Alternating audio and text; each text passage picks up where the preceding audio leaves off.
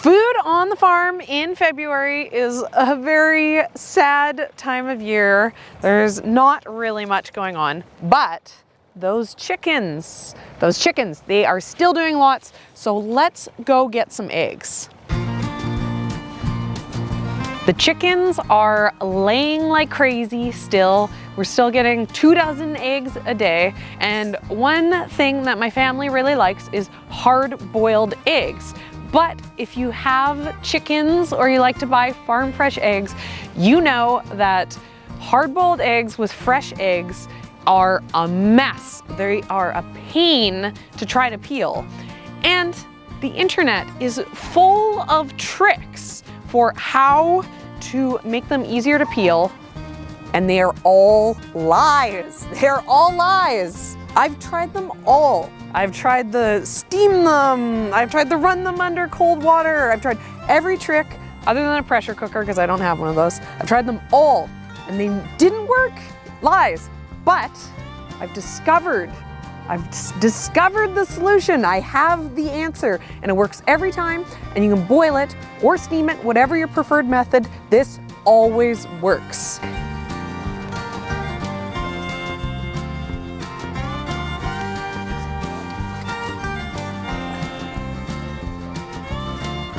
Okay. Oh.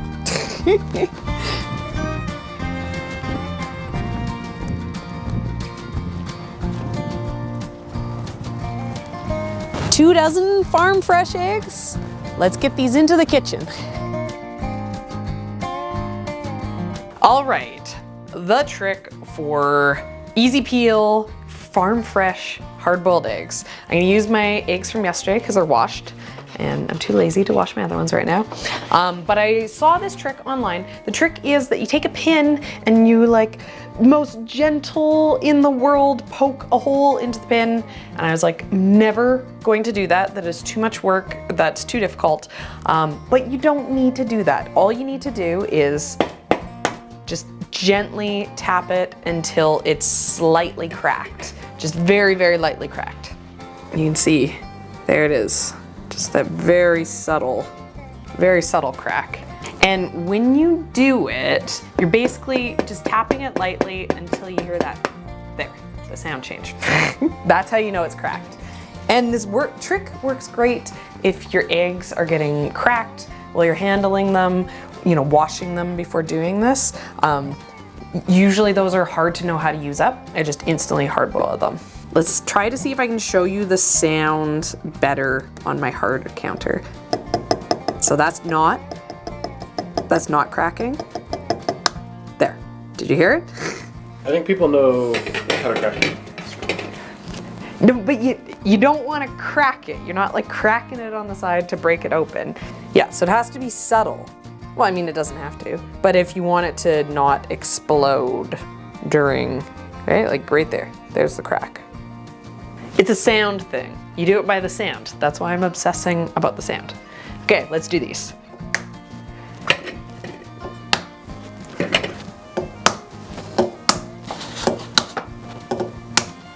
I like to steam my eggs. We have a steamer, and I'm notorious for putting my eggs on to hard boil and then forgetting about them. And I find they don't get overdone. I mean, obviously if I steam them for 3 hours, maybe. But so I'm putting them on the steamer, but I've done this trick with boiling and it works exactly the same. So it's not like you have to then steam your eggs, or you have to, you know, you can cook them however you like to cook them. The only thing that is the trick is cracking it. Okay, let's put these on and then I'll give you guys a tour of the farm. One of the great things about living in Kelowna is that we get one of the earliest springs in Canada.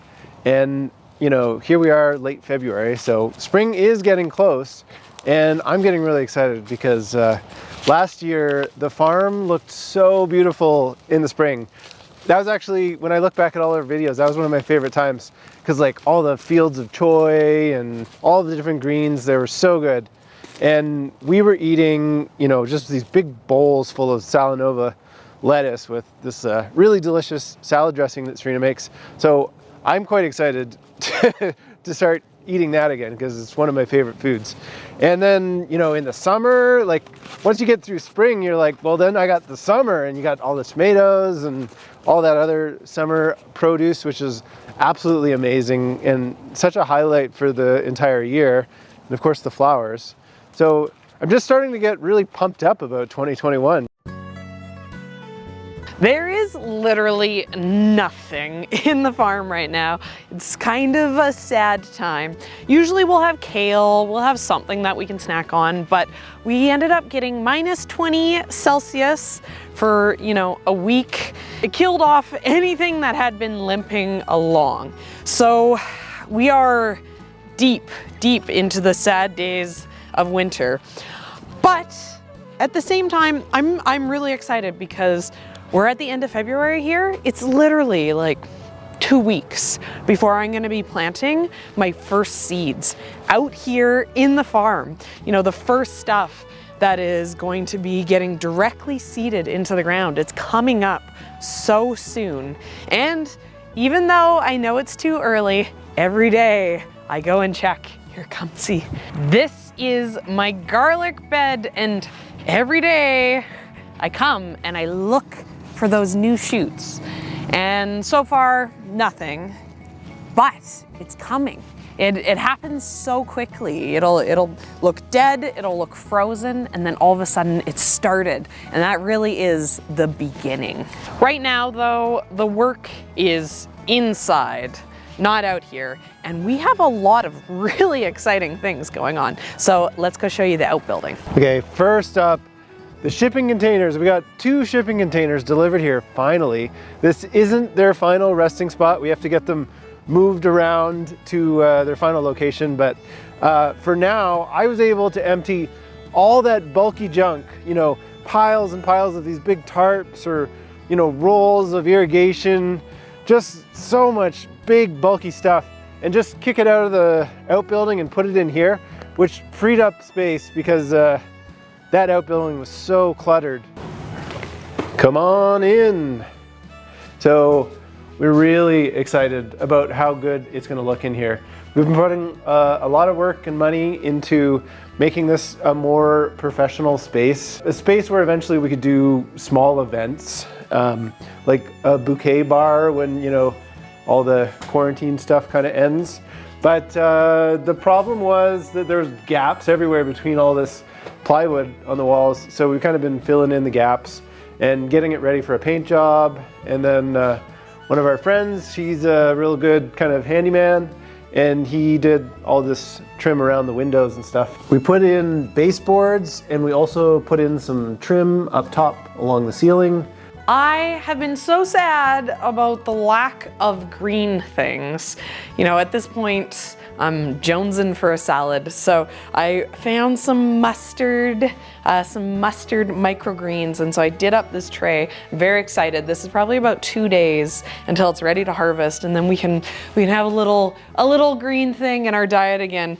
But it's very nice to be able to come and, you know, rub my face on living, breathing plants at this time of year when there's not much else. Because I don't really have very much going on right now. You know, anything green on this rack is just me playing around. All I have started is I have some eucalyptus, which is growing good. You know, I'm happy with it. And then some lisianthus, which has started to sprout, and I hate them. They're the worst. But that's for another video. But I need to start stuff. I need to start things soon. I need to be planting some snapdragons today. And next week is there's going to be some actual veggies and, you know, stuff for the farm getting started for the year. So right now, there's not much going on here, but Ian needs to finish up this project. We're almost to the point that it's ready for the paint. And at that point, I'm moving into here. This is gonna be Serena work zone. There's gonna be a lot of food that is going to be pumping out of here any day now. It's crazy. It's crazy that spring is almost started. we have a video that is going crazy for views. It's all about picking strawberries, which got me thinking, I'm pretty sure I have a lot of strawberries in my freezer. So I jonesing for strawberries. I came down here. I had to get some. And look at this. I have like so many. I have so many strawberries. It's like ridiculous. I think I have like about 6 bags. You know, they're so nice to have this time of year when there's literally nothing. You know, we do not buy in the store strawberries. I mean, they don't taste like anything. These taste like sweet and rich, like those garden fresh strawberries. So it's fun to have them. We've been making some progress too on eating through the tomatoes. The tomatoes are definitely disappearing, but it won't be long till they're growing fresh in the garden again. Let's bring these up to the house and go check on our eggs. This morning I made pizza dough because we're gonna do pizzas for dinner. So I got it slowly rising in here, and I'll show you guys this after we do the eggs. Oh, it's puffing up pretty good. The eggs are boiled. Let's check them out. Okay, so I had a few that exploded. Ah, they're hot. Ow. Okay, we need to run some cold water. So if I crack them a little bit too much, then they explode out a little bit. They still peel really easily, right? They just, they don't look as aesthetically pleasing when they're peeled because they have a little scar line. But when you crack it properly, then it doesn't explode. It just kind of opens up a little bit.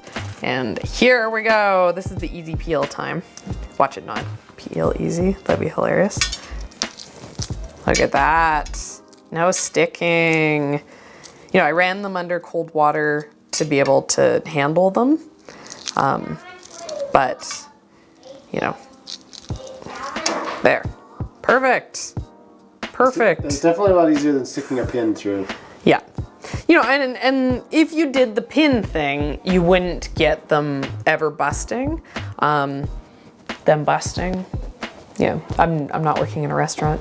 They can look like that. More proof. 2 more. Look at that. Look how easy this peels. This one's ridiculous. How easy that peeled. So easy.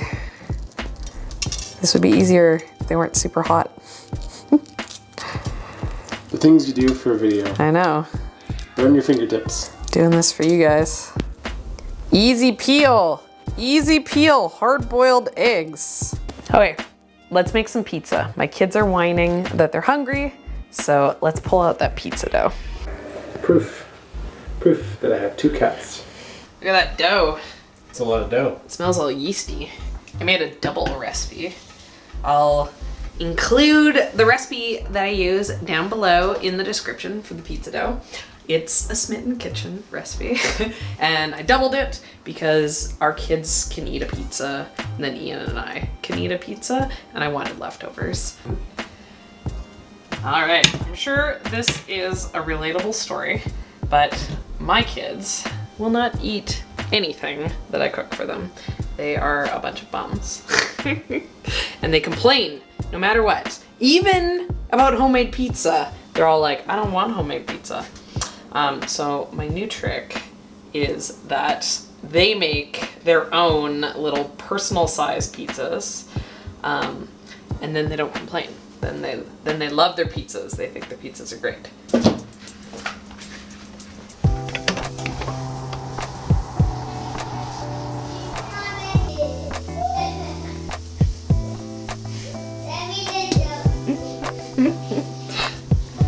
It's very... Okay, out of here. No pizza for you. What we do is we get our hands oily. Did you get your hands oily, Lou? Okay. And then when our hands are oily, then the dough is sticky. Okay, so how I do it is I This is my take it decoration and ball. I slowly stretch it in my hands. Turn it, stretch, turn it, stretch. And like the weight of the dough kind of pulls itself. You know, like in the movies when they throw it up. Okay, like the, ooh, I'm not gonna throw it though, because then I most definitely would be making cat hair pizza because I'd drop it on the ground. It's not as sticky. But once I kind of got it there, then I get it on to the thing, but I try to make it, you know, the full size of this sheet. And have to hold. I have to hold. They're just going in and out and switching. Here we go, Sam. It holds. Here we go. So the next thing we need to do is we need to make the sauce. I have a clove of garlic. I'm gonna put it in this jar. And then I have these tomatoes. These are my frozen tomatoes. And I defrosted them. I'm gonna just throw them into this jar here.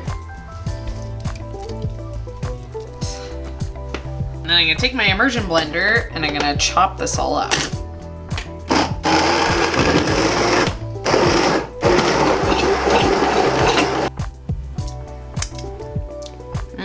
Perfect. Let's do this one as the tomato. This sauce works like really good. In the recipe, Smitten Kitchen says to like drain canned whole tomatoes.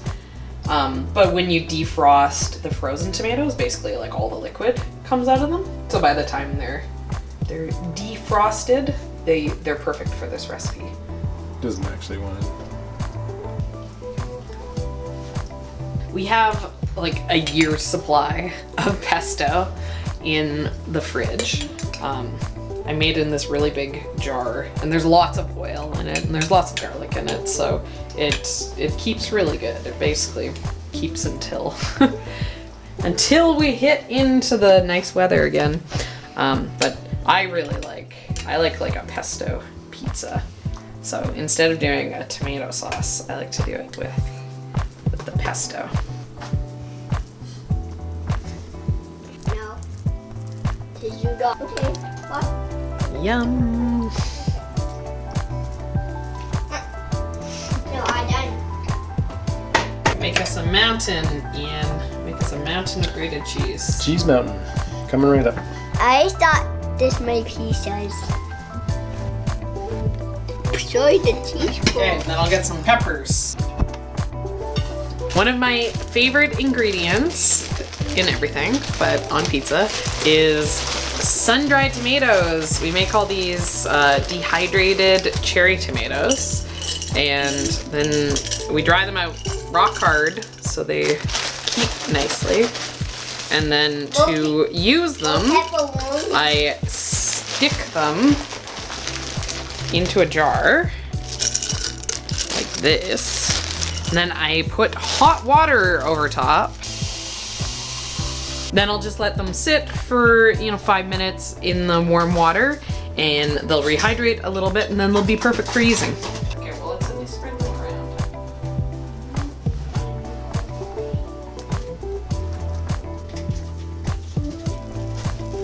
For the pesto pizza, what we like to put on it is walnuts. These are homegrown walnuts. And I don't bake, so we put it on pizza because it's one of the few places that we conveniently have to use up walnuts. And then our other favorite go-to ingredient on the pesto pizza is goat cheese, which is so creamy and delicious. It's so fun to do these pizzas because, like all the veggies that we do on them are just, whatever we have around the house. And then last ingredient is the sun-dried tomatoes. And you can see before they were hard and now they're softened up a little bit. They're not 100%. This also helps them not just like burn when they're all wet when we stick it in the oven.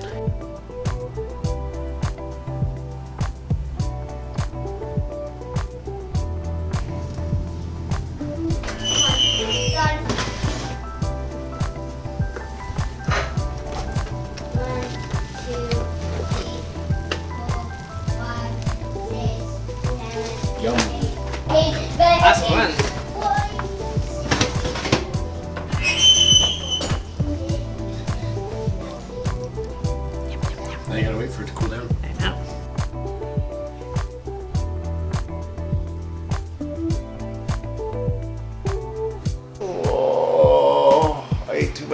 pizza. Oh, now I'm way too full.